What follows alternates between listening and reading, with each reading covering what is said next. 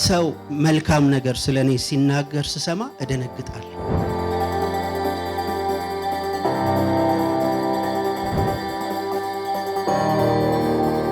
እንዲህ አይነት ድግስ በፍጹም በህይወቴ ያጋጥመኛል ብዬ ጠብቄ አላቅም። እንቅፋትና መሰናክል ያለበት ይሄን ከሰጠን አበረታተነው ቢሆን ኖሮ ብለሽ አስቢ። በተለይ አርቲስቶች ብቻዬን ሲሆን ሲስሙኝ ሲያቅፉኝ፣ ሚዲያ ካለ ወይም ደግሞ ብዙ ሰዎች ካሉ ሲሸሹኝ ነው ማቅ። ፈጣሪ ምን ያህል ልብህን አይቶ ልጆችህን በመልካምነት እዚህ ቦታ ላይ መድረሳቸው አንዱ ትልቁ ስጦታና ምስክርነት ነውና አባካኝ ስለሆንኩኝ ገንዘብ ስለማልወድ አይደለም ፊልሞቼ ላይ ወጪ ማወጣው፣ ሪጀክሽኑን ዲስፕሩቭ ማድረግ ስላለብኝ ነው። አንድ ሺህ እርምጃ ከአንድ ይጀምራልና እስከዛሬም ላላመሰገንበት ወደ ኋላ ለቀረንበት እንደው ይቅርታ ማያ አነስ ያለች ግን ቴዲን ደግሞ ምን ያህል እንደምንወደው እንደምናከብረው ሰብሰብ ብለው ወዳጆቹ ያሳየንበት ስለሆነ ደስ ይላል።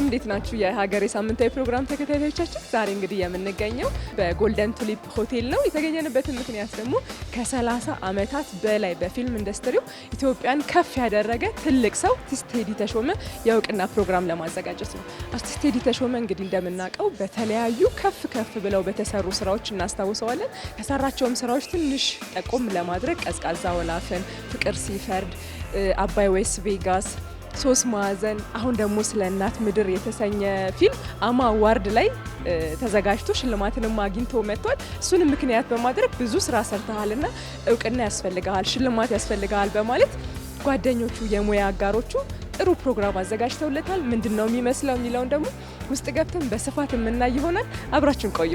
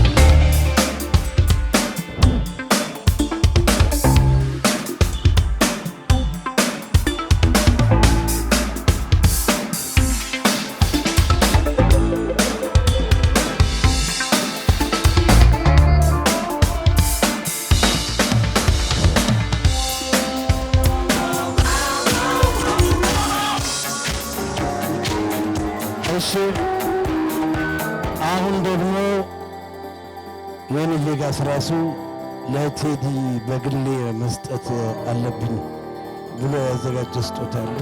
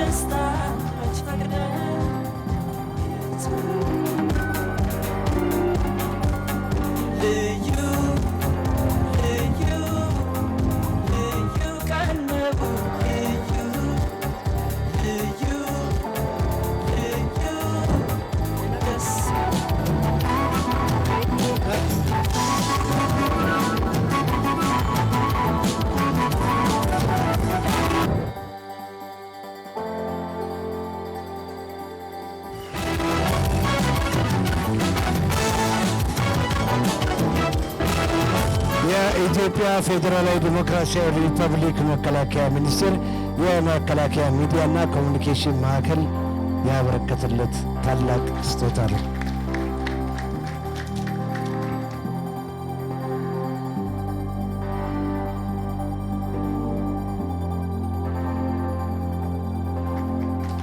ፓስተር ቸሬ ወይም ጸጋይ በዛለት ቸሬ ነው የሚባለው። በቤተክርስቲያን ፓስተር ሆኜ ያገለግላለሁ። የጋብቻ አማካሪ አስተማሪ ነው። በጣም ጥሩ። ፕሮግራሙን እንዴት አገኘኸው? ፕሮግራሙ በጣም ግሩም ነው። በጣም ቆንጆ ፕሮግራም ነው። የመጀመሪያውን 50 ሰዎች ፕሮግራም ውስጥ ነበርኩኝ። ይሄም ፕሮግራም ደግሞ ይደግ ሲባልም ይደግ ከሚሉት ወገን ውስጥ ነበርኩኝ። የተሻለ ግሬስ ያለው እንደዚህ አይነት ፕሮግራም እንዲደረግ ሲታሰብ ነበርኩኝ። ሀሳቡ በቃ እንደዚህ በስሎ ቆንጆ ስለሆነ ደስ ብሎኛል በጣም። እኔ ዮኒ ቬጋስ እባላለሁ። የቴዲ የቅርብ ጓደኛ ብቻ ሳይሆን ወንድም ነኝ። ይህንን ፕሮግራም ለማዘጋጀት ምን አነሳሳክ? እውነት ለመናገር እኔ ይህንን ጉዳይ ዛሬ ተደረገ እንጂ በጣም ብዙ ጊዜ የማስበው ነገር ነው። ምክንያቱም ቴዲን በጣም ለብዙ ዓመት አውቀዋለሁ። በጣም የቅርብ ጓደኛ ነው። ከጓደኛ በላይም አንደኛ ሚዜ ነበር ሳገባ። ስለዚህ ቴዲ በጣም ሲደክም ነው የማውቀው፣ ሲጥር ነው የማውቀው። መልካም ሰው ነው፣ ግን የሚሰጠው ግምት ደግሞ በተቃራኒ ሆኖ በጣም ብዙ ጊዜ አይ ነበረ። ቅድም እንደው መድረክ ላይ ተናግሬዋለሁ። እኔና ቴዲ እሱ መልካም እየሰራ ነው፣ መጥፎ በሰራ የሚነሳው ስም የቴዲ ስም ነውና እድሉ ሆኖ በጥሩ አይነሳም። ስለዚህ ለቴዲ ይህን ፕሮግራም ለማዘጋጀት ሳስብ ብዙ ውስጥ የሚሰሙኝ ነገሮች አሉ። ቴዲን ምናልባትም ካላጋነንኩት ራሱን ከሚያውቀው በላይ አውቀዋለሁ ብዬ አስባለሁ። ይህን ነገር ዛሬ እንዳደርግለት የፈለኩትም ይህንን ምን ያህል ከሱ ጋር ሰው እንዳለና ብቸኝነት እንዳይሰማው በዙሪያው ሰዎች እንዳሉት እንዲያውቀው ነው ያዘጋጀውለት። ሳምሶን ማሙ እባላለሁ። ያው የማስታወቂያ ባለሙያና ጋዜጠኛ ነኝ። እሺ ሳሚ፣ እንግዲህ በመጀመሪያ የተሰማህን ደስታ እንድትገልጽልኝ እፈልጋለሁ ለቴዲ። አዎ ቴዲ ምክንያት ነው እንጂ ለቴዲ ብቻ አይደለም። ልክ እንደ ቴዲ ኢትዮጵያ ውስጥ ለፍተው ድካማቸው ያልተቆጠረላቸው ብዙ መስዋዕትነት ከፍለው ታንኪው ላልተባሉት ሁሉ ይሄ ዝግጅት መታሰቢያ ነው እና ቴዲ ላለፉት 25 ዓመታት በዚህ የፊልም ኢንዱስትሪ ውስጥ ለሰራሽበት ዋጋ የማይከፍል ኢንዱስትሪ ውስጥ እጅግ በጣም ብዙ መስዋዕትነት ነው የከፈለው። በኢትዮጵያ ብቻ ሳይሆን ከኢትዮጵያ ሁሉ ጭምር በመውጣት ኢንዱስትሪውን ለማሳደግ ከፍተኛ መስዋዕትነት ነው የከፈለው እና ልክ እንደሱ ሁሉ በሙያቸው ለፍተው ጥረው ግረው አንድም ቀን ሳይመሰገኑ ያለፉ በጣም ብዙ የጥበብ አባቶች አሉ፣ የኪነ ጥበብ ባለሙያዎች አሉ፣ የፊልም አክተሮች አሉ እና ለነሱ ሁሉ መታሰቢያ ነው። ይሄ ታሪክ አንድ ቦታ ላይ መቅረት አለበት፣ መደገም የለበትም እና ለለፉ ሰዎች ሁሉ ጊዜ ታንኪው መባል አለባቸው። ከሞተ በኋላ በኩርቱ ፌስታል መዋጫው ወጥተሽ የምትቀብሪበት ታሪክ መደገም የለበትም እና ቴዲን እንደ እንትን አደረግነው እንጂ ለሁሉም መታሰቢያ ነው። አርቲስት መቅደስ ጸጋዬ ይባላለሁ። ፕሮግራሙን እንዴት አገኘሽው? በጣም ደስ የሚል ያው ለቴዲ የሚገባው ይሄ ነው ማለት ባይቻልም ሁልጊዜ አንድ ሺህ እርምጃ ከአንድ ይጀምራልና እስከ ዛሬም ላላመሰገንበት ወደ ኋላ ለቀረንበት እንደው ይቅርታ ማያ አነስ ያለች ግን ቴዲን ደግሞ ምን ያህል እንደምንወደው እንደምናከብረው ሰብሰብ ብለ ወዳጆቹ ያሳየንበት ስለሆነ ደስ ይላል። ስለሆነው ነገር ሁሉ እግዚአብሔር ይመስገን።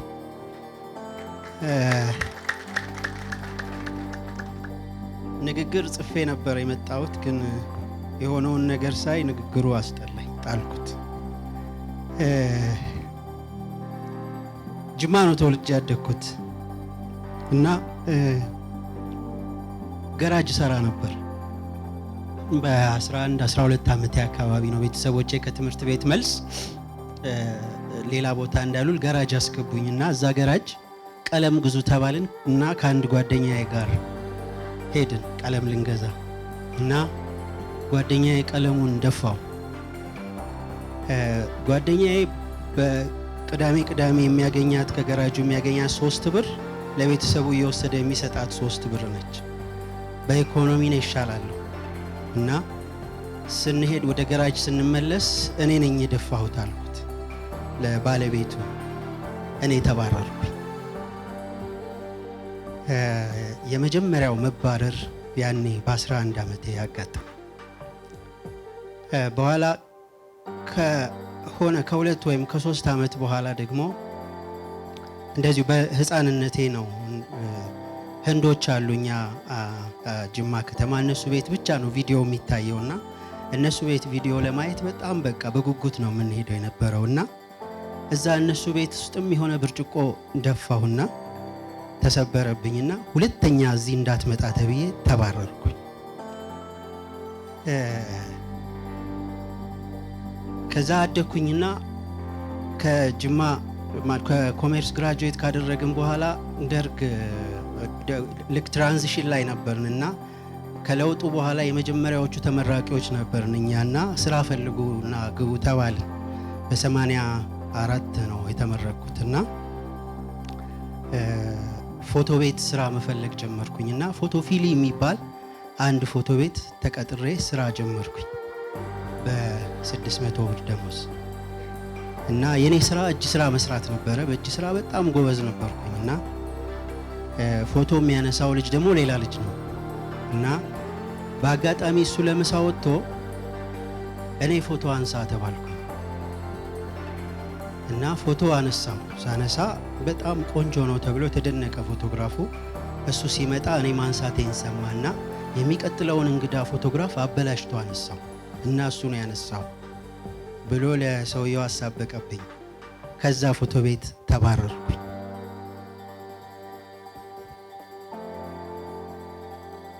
ሃይ ስኩል የምማረው ዘመዶቼ ቤት ነበረ። የሩቅ ዘመዶቼ ናቸውና እነሱ ቤት እየተማርኩኝ አንድ ቀን የአጎቴ የአያቴ ወንድም ልጅ ናትና ቦርሳዬ ጠፋ ብላ ቤት ውስጥ በጣም ረበሸች ቤቱን። እኔ ሳሎን ነው የምተኛውና ደንግጬ ግራ ገባኝ። ቦርሳዬን እዚህ ነው ያስቀመጥኩት ብላ በቃ ቤቱን ታምሳለች። በኋላ አንድ የተኛ ሌላ አጎታችን ልጅ መጣና ምንድነው አለኝ። አረ ቦርሳ ጠፋ እያለች ነው አልኩት። ስለው ደነገጠና እሱም ሊሰርቅ ፈልጎ አይደለም ሊያናድዳት ፈልጎ ረስቶት ተኝቷል። አመጣና ከሶፋው ትራስ ስራ አስቀመጠው እና ሄደ በቃ እሱ። በኋላ እሷ መልሳ ስታገኘው ተገኘ ማለት ነው። ከዛ አንተ ነው የሰረቀው ተባልኩ። አረ እኔ አይደለሁም፣ አንተ ነው የሰረቀው፣ ድሮም እናውቃለን፣ አንተ ይሆንክ ሌባ ነገር ነህ፣ ውጣ ከዚህ ተብዬ ተባረርኩ። ፋስት ፎርወርድ ቀዝቃዛ ወላፈንን ሰራው። ቀዝቃዛ ወላፈንን ሰርቼ ኢምፔሪያል ሆቴል ነው ያስመረኩት። ግሎባል ሆቴል ነው ያስመረኩት። ግሎባል ሆቴል ሲያስመርቅ በመጀመሪያው በቀጣዩ ቀን የወጣው ጋዜጣ በቀዝቃዛ ወላፈን ስንቃጠል አመሸን የሚል ነው። በሳምንቱ የወጣው ጋዜጣ የቀዝቃዛ ወላፈን 36ቱ የሚያቃጥሉ ነገሮች ነው። ፓተርኑን ተከተሉት። እስካሁን ሪጀክሽን ነው። ፍቅር ሲፈርድ መጣ። የሆነ አንድ ብቻ ጋዜጣ እንዲሁ ሲሰድበኝ ሰነበተ። ምስጋና የለም፣ ምርቃት የለም። ቀይ ስተት ወጣ። ቀይ ስተት ሲወጣ ምንም ከመንግስት ጋር ይሄ አሁን ጋዜጣ ላይ ሚዲያ ላይ የሚወራው በሙሉ ውሸት ነው። ምንም ከመንግስት ጋር ግንኙነት የለውም። እንደውም ቀይ ስተት ሲሰራ ለማስጠንቀቅ ነው የተሰራው። ምናልባት ኤዲተሩ ሙዚቃውን ሰርቶት ከሆነ ትሰማላችሁ። ይቅር ይቅር ይብቃ የደም ጅረቱ ፈጥኖ ይምጣ ምረቱ ነው። ለኢትዮጵያ በእንዲህ አይነት ፖለቲክስ መፍትሄ አይመጣም። በጠረጴዛ ዙሪያ ተነጋገሩ፣ ካለበለዚያ ደግሞ ወደ እግዚአብሔር እንጸልይ፣ ኢትዮጵያን የሚያዋጣት በዚህ ሰዓት ጸሎት ነው የሚል መንፈስ ያለው ፊልም ነው። ሳውንድ ትራኩም በግልጽ ፊልሙ ላይ ይሰማል። ሜታፎሩም እንደዛው ነው። ግን በማላቀው ምክንያት የምርቃቱ ዕለት ከቤልጅየም ኤምባሲ ጋር በመስራቴ ምክንያት ባለስልጣኖቹ የጊዜው በመምጣታቸው ምክንያት ሙሉ ለሙሉ ዙሩ ከረረና ጭራሽ እኔ የኢህአዴግ ደጋፊ ተባልኩኝና እንደ ፔፕሲ ለቀይ ስተትን አትዩ፣ ፔፕሲ አጠጡ ይባል ነበር ያኔና ቀይ ስተትንም አትዩ የሚል በቃ የመጨረሻ የሀገር ጠላት ተብዬ ተሰየምኩ። ሌላ ሪጀክሽን። አባይ ዌስት ቬጋስ ቅድም ሳሚ ያደነቀ ሲናገር የነበረው ሲመረቅ አገር ነው ያነቃነቀው። በቦክስ ኦፊስ እስካሁንም የተነካ አይመስለኝም። ጋዜጣው ግን ስድብና ሌላ መዓት ነው። በጊዜው ሽልማት የሚመርጡ ሰዎችም ምክንያቱም በማላውቀው ምክንያት ከአምስቱ ጥሩ ፊልሞች እንኳን አንዱ ሊሉት አልፈለጉ። ሪጀክሽን ሪጀክሽን ሪጀክሽን። ህይወቴን በሙሉ በሪጀክሽን ነው የኖርኩት። አንድ የማረጋግጥላችሁ ነገር እነዛ ሪጀክሽኖች ግን ከመጀመሪያ ከ11 ዓመቴ ጀምሮ ስለሆነ እየተለማመድኳቸው የመጣሁት ሪጀክሽን ፍራቻ የምሰራው ነገር ሁሉ በተቻለ መጠን እንከን እንዳይኖረው እጠነቀቃለሁ። ጎበዝ ስለሆንኩኝ አባካኝ ስለሆንኩኝ ገንዘብ ስለማልወድ አይደለም ፊልሞቼ ላይ ወጪ ማወጣው። ሪጀክሽኑን ዲስፕሩቭ ማድረግ ስላለብኝ ነው። በፍራቻ ነው የሆነው ነገር ሁሉ የሆነው። አሁን ስንመጣ ስለ እናት ምድር የኢትዮጵያ ፊልም ነው። ኢትዮጵያዊነትን የሚሰብክ ፊልም ነው። መከላከያ ፊት ለፊት ያለ አንድም በክሪኤቲቭ ጉዳይ ገብተው ይሄንን ቀይር ይሄን አትንካ አላሉኝ። ያመንኩበትን ነው የሰራሁት። በጊዜው በዩቲዩብ ላይ ሲመላለስ የነበረ አገር የሚያቀውን ዜና ግን ልብ ወለድ አድርገን ቤተሰብ ጨምረንበት በእውነት በተለያየ ቤተሰብ ውስጥ የተከሰቱት ክስተቶችን ወደ አንድ ቤተሰብ አምጥተን የሰራ ነው። ድብን ያለ የፍቅር ፊልም ነው። እስካሁን ሳየው እኔ ራሴ ያለቅሳለሁ። አንድ ቀን እግዚአብሔር ፈቅዶ ለኢትዮጵያውያን እንዲታይ እንደምትፈቅዱልኝ ተስፋ አረጋለሁ። ግን የምትሰሙት ሪጀክሽን ነው። አሁንም በዚህ ሁሉ ሪጀክሽን ውስጥ መሃል ሰው መልካም ነገር ስለኔ ሲናገር ስሰማ እደነግጣለሁ። እንዲህ አይነት ድግስ በፍጹም በህይወቴ ያጋጥመኛል ብዬ ጠብቄ አላቅም። እኔም ማቀው ይቅርታ አድርጉልኝ ለድፍረቴ፣ በተለይ አርቲስቶች ብቻዬን ሲሆን ሲስሙኝ ሲያቅፉኝ፣ ሚዲያ ካለ ወይም ደግሞ ብዙ ሰዎች ካሉ ሲሸሹኝ ነው ማቅ። እንዳይሰደቡ ወይም የሆነ የመንግስት ደጋፊ እንዳይባሉ እንጂ እንዲህ ተሰብስበው የኪነ ጥበብ ባለሙያዎች አንድ ላይ ለምስጋና ይመጣሉ ብዬ በፍጹም ጠብቄ አላቅም።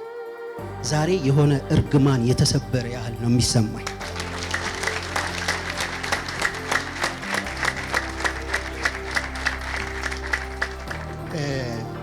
ጓደኛ ሲታማ ለኔ ብለህ ስማ የሚባል ነገር አለ። ቅድም ባልኳቸው ምክንያት ዮናስ ቢያንስ 10 ጊዜ ከሰው ጋር ተደባድቧል በኔ ምክንያት። ጭቅጭቁን፣ ጸቡን በኔ ምክንያት የሚጣላውን ትታችሁ እንደ ዮናስ አይነት ጓደኛ ይስጣችሁ። ሌላ ለመናገር ስለሚከብደኝ በጣም ብዙ ነገር ሆኗል ስለኔ። በገንዘብ ሲቸግረኝ ገንዘብ አውጥቶ ህንድ ድረስ ከኔ ጋር ሄዷል። ስሸለም ሳውዝ አፍሪካ ከኔ ጋር መጥቷል። እኔ ባለሁበት ስኬትም ሆነ መከራ ውስጥ ሁሉ ከኔ ጋር አለ እና በቃ የዮናስ አይነት ጓደኛ ይስጣችሁ። ሳሚ ሳቀው ረጅም ጊዜ ነው። በጣም የምወደው ወደ ላይ የማየው የማከብረው ወዳጄ ነው። ወደ ላይ የማየው ወዳጄ ነው። በብዙ አጋጣሚዎች ሳሚን አውቀዋለሁ። በሚያዘጋጀው ነገር ሁሉ ከፍዬም ቢሆን እገባለሁ። ድሮ ኮንሰርት ሲያዘጋጅ ትዝ ይልህ እንደሆነ ሳሚ ፎቶግራፍ በነፃ አንስቼልሃለሁ፣ እከታተልሃለሁ እና ነግሬው ግን አላውቅም። ሳሚ የክፉ ጊዜ ወዳጅ ነው። ታመሜ ደግሞ ቅድም እንዳለው ታመሜ ሆስፒታል ተኝቼ ከባለቤቴ ጋር መጥቶ ገንዘብ ካልሰጠውሽ ብሎ ምናልባትም የታገላት ብቸኛ ወዳጄ ነው ሳሚ። አመሰግናለሁ ሳሚ፣ በጣም አመሰግናለሁ።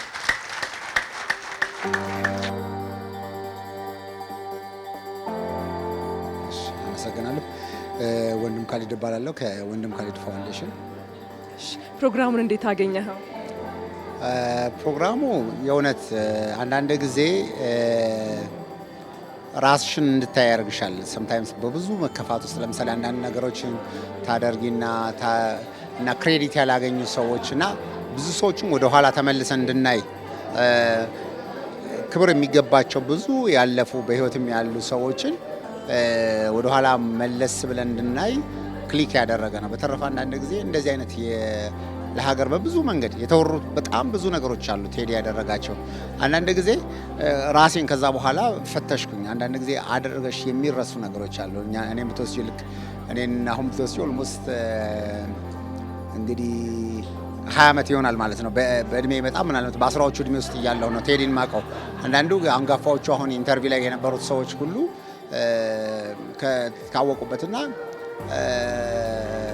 አይ ቲንክ በ98 ወይ ምናምን አካባቢ እንደዚህ የመጀመሪያ ፊልሞቹ እንደተሰሩ ይሄ ፊልም ወደ ክፍለ ሀገር እየተወሰደ በምናሳይበት ሰዓት ላይ ቲም ነበርና አሁን በጣም ሰክሰስ የሆኑ ጓደኞቻችን ከነሱ ጋር ሆነን ፊልሞችን ለማሳየት እንሄድ ነበርና ቀደም ብዙ የራሱን መከራዎች እንዳወራበት የሱን ፊልም አይ ቲንክ ቀይ ስህተትን ይመስለኛል ለማሳየት ወደ ድሬዳዋ በጣም ብዙ መድረኮችን ዘርግተን ወጣቶችን እናይዟችሁ በቃ ምናምን ብሎ ልኮን በቃ የሱ መከራኛም ደርሶብን በጣም በትልቅ ኪሳራ በቃ እንትን አደረግንና በቃ የከፈልነውን ነገር የዛን ጊዜ በርቱ ብሎ መልሶልናልና እንዴት መልሰን ነፍስ እንደዘራን ሰምታይምስ አንዳንድ ጊዜ ቅድም በሕክምና በምናምን የሆኑ ሰዎች አገዙኝ ምናምን ብሎ ሲያወሩ ዶክመንተሪዎቹ ላይ አይተናልና አንዳንድ ጊዜ በእንደዚህ አይነት መንገድ እንደገና ተመልሰሽ ነፍስ ምክንያቱም አንዳንድ ጊዜ ተደናቅፈሽ ሰዎች ሲይዙሽ ባይዝሽ ኖሮ ያ ሰውዬ ምን ሊደርስብሽ መሰበር ወይ ምናልባት ህይወትም እስከ መጥፋት እንደሚባለው ሁሉ ቴዲ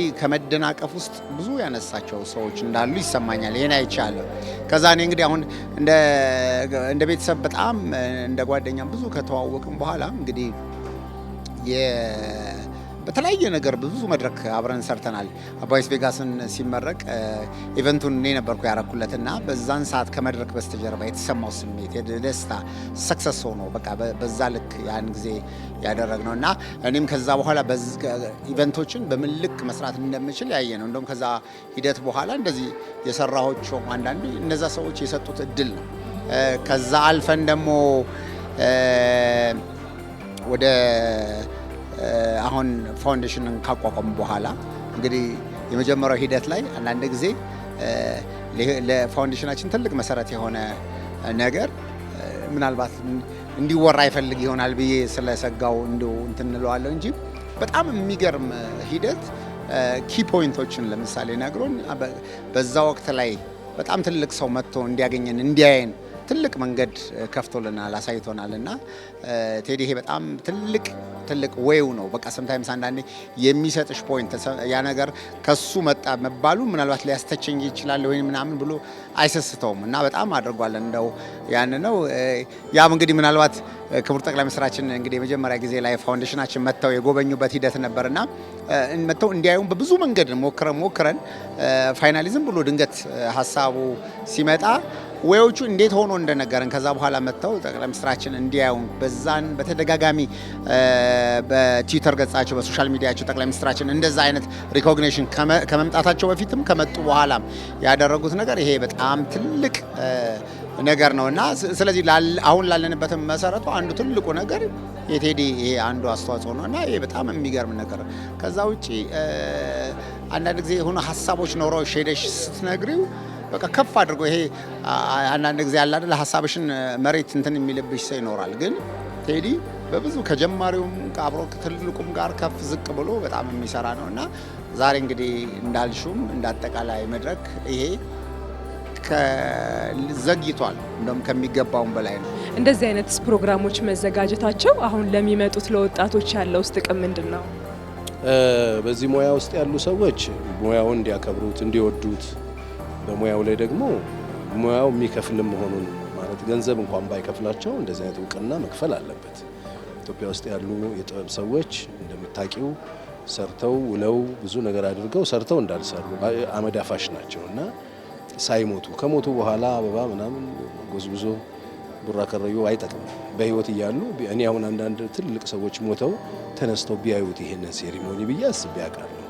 ያንን ነጭ አበባ በቆማቸው መስጠት ምን ችግር አለ? ልናደርግላቸው የሚገባውን ነገር ስናደርግ ተተኪው አገልጋይ ተተኪው በዚህ ስራ ላይ በዚህ ሙያ ላይ ያሉ ሰዎች ይበረታታሉ።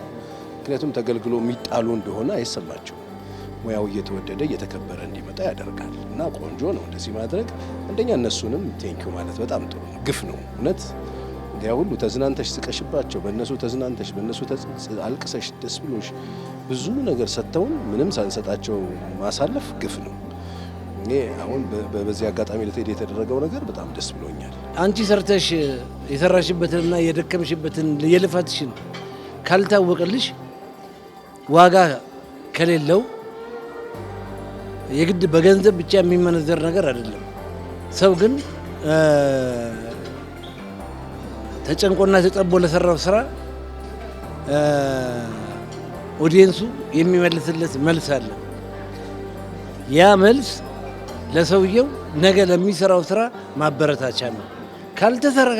ካልተደረገ ደግሞ ታንኪው ካልተባለ ደግሞ ዲስከሬጅ ነው የሚሆነው ማንም ሰው። አንደኛ ብዙ ገንዘብ ነው የምታወጪው፣ ሁለተኛ ሶሻል ላይፍ የለም። እዚህ ይሄ ኢንዱስትሪ ውስጥ ምናምን ሌትና ቀን የምትሰሪበት ነው። በከፍተኛ የገንዘብ ችግር ውስጥ ነው የምትሰሪው እና አንድ ፊልም ለመጨረስ ረጅም ዓመት አሁን ቴዲ ለምሳሌ በጣም ትላልቅ ፕሮጀክቶች ነው የሚያስበው የፊልም ነገር ግን ያንን ገንዘብ ለማግኘት ሌሊትና ቀን ነው ሲሰቃይ የሚውለው።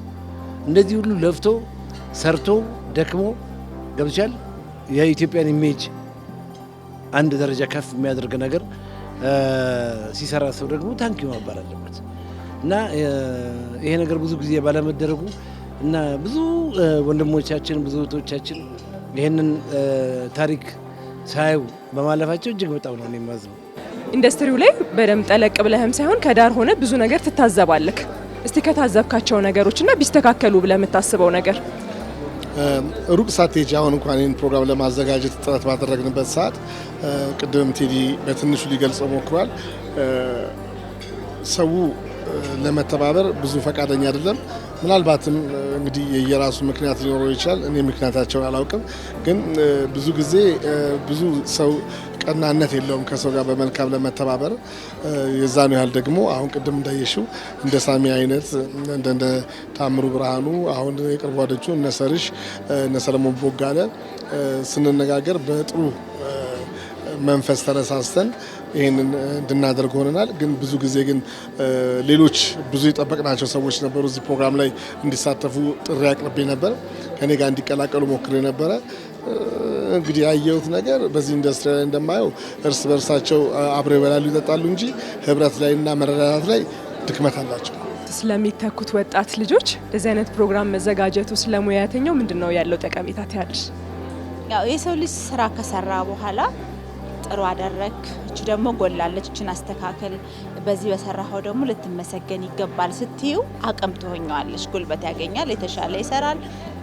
አርት ደግሞ እንደሚታወቀው ሀገር መለያ ነው አይደል? አንድ ነገር ሰዎች የተለያየ ቦታ ላይ እየኖርን አሁን አሜሪካን ለመሄድ የምንፈልገው ሌላም ሀገር ለመሄድ የምንፈልገው በፊልሞቻቸው በሚያሳዩን በጎ ነገር ነው።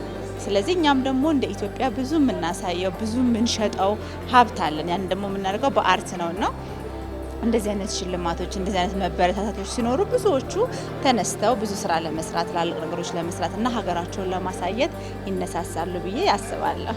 ሀገርን በዛ መድረክ ላይ መጠራት አሁን አይሽ ቫሊዩን ስታዩ የምትለኪበት እንደዛ መድረክ ላይ ኤምሲዋ ጋዜጠኛዋ ስታረግ ኢትዮጵያን ያነሳችበት ሂደቶች አሉ። ስለ ታላቁ ህዳሴ ግድባችን አንስታለች። ስለ በቀኝ ግዛት እንዳልተገዛን ይሄ በነዛ ሁሉ አፍሪካውያን ከነመፈጠራችን ምናልባት ላያውቁን የሚችሉ ሰዎች ይኖራሉ። ልክ እንደዛ እነዛ ሰዎች በዛ እዛ መድረክ ላይ መስማታቸው ለኢትዮጵያ ምን ያህል ትልቅ ቫልዩ እንዳለው አንዳንድ ጊዜ አለ ምንም የማይመስልሽ መስሎ የምትታዩ። እኔ በአንድ ወቅት ቢዮንሴ ወደ ኢትዮጵያ የመጣችበት ጊዜ ላይ ምንድን ነበር ቢዮንሴ በዛ በሚሊኒየሙ ሰዓት ላይ ለኢትዮጵያ መምጣቷ ምናምን ቢዮንሴን እኮ የሚወዱ የሚያደንቁ በዓለም ላይ ያሉ ወይ ደግሞ ትላልቅ ኢንተርናሽናል ሚዲያዎች ቢዮንሴ ኢትዮጵያ የት አፍሪካ የት ኢትዮጵያ እንዴ ይሄ ከመብላት ከመጠጣት አልፈን እንጭራሽ እሷ መጣ ሙዚቃ ልታቀርብበት የምንችል ሰው መሆናችንን ማወቅ ከዚህ በላይ ምንም እንግዲህ እንትን የለም አይደል? ሀገርን የማስተዋወቅ መድረክ የለም። ስለዚህ መድረክ በምንም መንገድ ሆኖ ያ የፈጠረበት መድረክ ያ ያስተዋወቀበት መድረክና ያንን ለኢትዮጵያ ትልቅ እድል ሆኖ ብዬ ነው ማስበውና ቴዲ እንኳን ደስ ያለህ ማለት ፈልጋለሁ። ዋናውን ቁም ነገር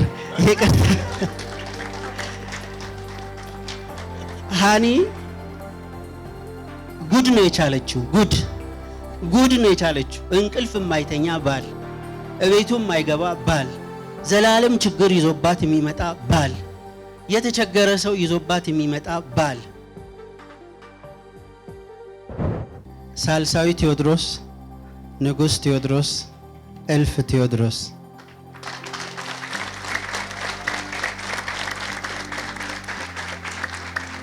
በላቸው ና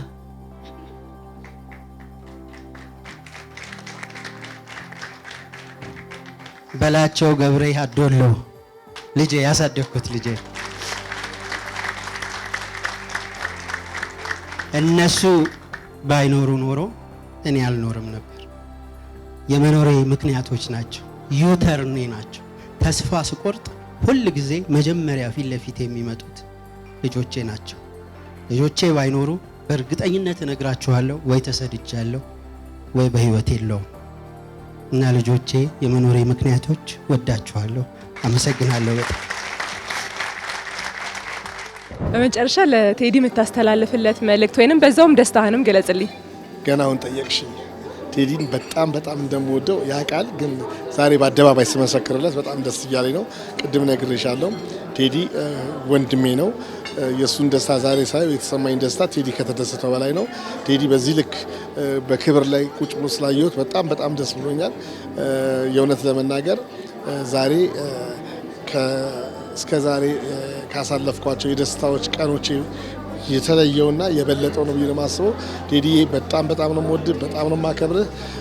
እንደዚሁም ደግሞ ባለቤቱ ሀኒ፣ ቤተሰቡን በሙሉ ልጆቹን ጭምር በጣም ነው የምወዳቸው፣ በጣም ነው የማከብራቸው።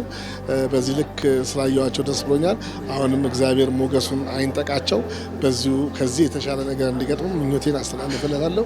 እሺ፣ በመጨረሻ የማስተላልፈው መልእክት በዚህ ሙያ ላይ ያሉ እንዲሁም በኢትዮጵያ አርት ውስጥ ያሉትን በዚህ ሙያን ላይ ያሉት ስራው ላይ ያሉትን ሰዎች አጠገባቸው ያሉ ሰዎች እየተነሱ አፕሪሼት ቢያደርጓቸው፣ እውቅና ቢሰጧቸው፣ ቤተሰቦቻቸውን ቢያከብሩላቸው፣ እንደገና እንደው ገንዘብም ሳንከፍል ቴንኪዩም ሳንል ደስ አይልም እና እነሱን እንደው ልዩ ክብር መስጠት ያስፈልጋል። በተለያየ በዚህ ጥበብ ስራ ውስጥ ያሉትን ሰዎች ማክበር አለብን፣ መውደድ አለብን። የዋሉትን ውለታ ቦታ መስጠት አለብን፣ ሳይሞቱ መንገር አለብን። ያው ዛሬ ቴዲን ተመልከች፣ በጣም እርግጠኛ ነኝ እድሜ ይጨምራል። እውነቴን ነው የማወራው። ተስፋ ከመቁረጥ ውስጥ ወጥቶ ደስ ይለዋል። ልክ እንደዚህ ነው መደረግ ያለበትና አሁንም ያሉት በህይወት ያሉትን ትናንትና ውለታው ያሉልን በምንም ነው በጨበጣ የሰሩ ብዙ አርቲስቶች ነው ያሉትና እነሱን ቴንኪዩ ማለት በጣም ያስፈልጋልና እንደሱ ቢባል ጥሩ ነው። ቴዲዬን ደግሞ በጣም ነው የምወደው፣ በጣም ነው የማከብረው። ደስ ብሎኛል ስለሆነለት ነገር። ከዚህ በላይ ትልቅ እንጠብቃለን ከሱ። አስቢ፣ ደገፍገፍ ብናደርገው ምን ያህል ያሳየን። ይሄ ሁሉ ተቃውሞ እያለበት ይሄ ሁሉ እንግዲህ ቅድም እንደተናገረው እንቅፋትና መሰናክል ያለበት ይሄን ከሰጠን አበረታተነው ቢሆን ኖሮ ብለሽ አስቢ እና እንደዚህ መበረታታት አለባቸው ብዬ አስባለሁ። ቴዲ እንግዲህ ያው በዚህ መድረክ እንግዲህ ለሁሉም በብዙ ተወርቷል። በመድረኮች ላይም ወዳጅ ጓደኞች እድሉን ቢያገኙ ምናልባት በጣም በርካታ ወዳጅ ጓደኞች ማውራት ይችላሉ ብዬ አስባለሁ። በሁሉም ህይወት ውስጥ አለ እና ስለዚህ በጣም እንኳን ደስ ያለ። አንዳንድ ጊዜ እኛም አንዳንድ ነገሮችን እየሞከርን ብዙ ቻሌንጆች ስናይ ያንተን እናያለን። እንደ ይሄ መከራ ማያጣው የምንለው ሰው ነው። በቃ ይሄ መከራ ሁሉ ጊዜ እንትን ውስጥ ነው ያለው እና በቃ ዛሬ በዛ እንባ ውስጥ ሆኖ ያንን ደስታ ማየት የዛ ሁሉ ጊዜ ልፋት ድካሙ እንደው ትልቅ ያን ያህል የሚባል መድረክ አይደለም፣ ግን ለሱ ግን ምን ያህል እንደሆነው እንደሰራው እንዳደረገው ቢሆን ኖሮ የት አይነት መድረክ ባገኘ ነበርና ስለዚህ እንኳን ደስ ያለ ለቤተሰቡ ልጆችም ለዚህ ደረጃ ደርሰው እኔ ትናንሽ ሆነው ማቃቸው ልጆች እንደዚህ አይነት ይዘው በጣም የሚገርም ነው። ይሄ ትልቅ እንግዲህ ፈጣሪ ምን ያህል ልብህን አይቶ ልጆችህን በመልካምነት እዚህ ቦታ ላይ መድረሳቸው አንዱ ትልቁ ስጦታና ምስክርነት ነውና በዚህ ደስ ልልህ ይገባልና ዛሬም ወዳጅ ጓደኞች ተገኝተው በዚህ መድረክ ላይ እንደዚህ አይነት ደስታ በማየትህ እጅግ በጣም ደስ ብሎኛል። ስለ ሁሉ ነገር አመሰግናለሁ። ቴዲ እንኳን ደስ ያለ። ይገባሃል፣ ያንስብሃል። ከዚህም በላይ በጣም ብዙ መከበር የሚገባ ለኢትዮጵያ የፊልም ኢንዱስትሪ ትልቅ ዋጋ የከፈልክ እኛ ካንተ በኋላ የመጣ ነው ሰዎች የምናየው ነገር እንዲኖረን መንገድ የጠረክልን ሰው ነህና ልትከበር ይገባል። ይሄ መጀመሪያ ነው። ከዚህ በኋላ ብዙ አይነት የመከበሪያ መድረኮችን ብዙ አይነት የሽልማት መድረኮችን ካንተ ይገባሃል ብለን እናስባለን። እንግዲህ እንደ ባለሙያም እንደ መንግስትም ይህንን ነገር እናደርጋለን ብዬ አስባለሁ። እንወድሃለን፣ እናከብርሃለን፣ በርታለን።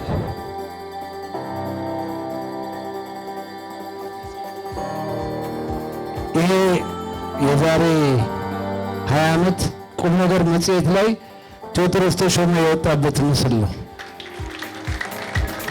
ታሜ እንወዳለን፣ እጅግ በጣም እናመሰግናለን። ማስተር ዶክተር ሄኖክ